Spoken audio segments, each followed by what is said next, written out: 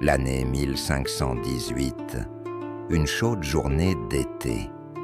Alors que la vie dans la ville de Strasbourg suivait son cours habituel, une femme nommée Madame Trophéa se mit soudainement à danser au milieu de la rue, sans s'arrêter, sans montrer de fatigue.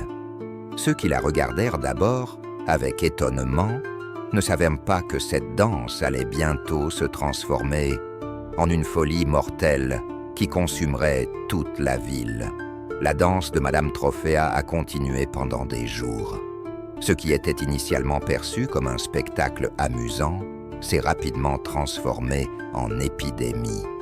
En une semaine, des centaines de personnes se sont mises à danser contre leur gré. Elles ne pouvaient ni s'arrêter, ni se sentir fatiguées.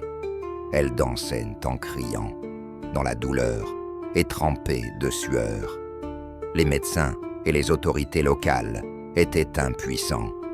Ils considéraient cela comme une maladie et ont trouvé une solution surprenante: laisser les gens danser.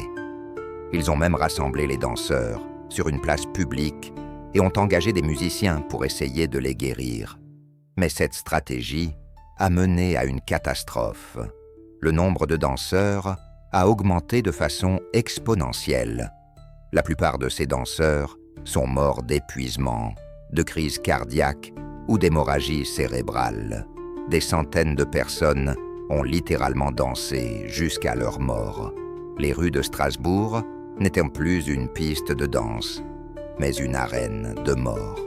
Mais pourquoi ? Bien que les historiens ne puissent pas expliquer cet événement en détail, les conditions de l'époque fournissent un indice. La pauvreté extrême, la famine et les épidémies avaient créé une pression psychologique immense sur la population. L'épidémie de danse de Strasbourg est un témoignage de la fragilité et de la puissance de l'esprit humain. C'est l'une des histoires les plus bizarres et les plus tragiques de l'histoire, prouvant que parfois, la réalité elle-même peut être plus étrange que la fiction la plus bizarre.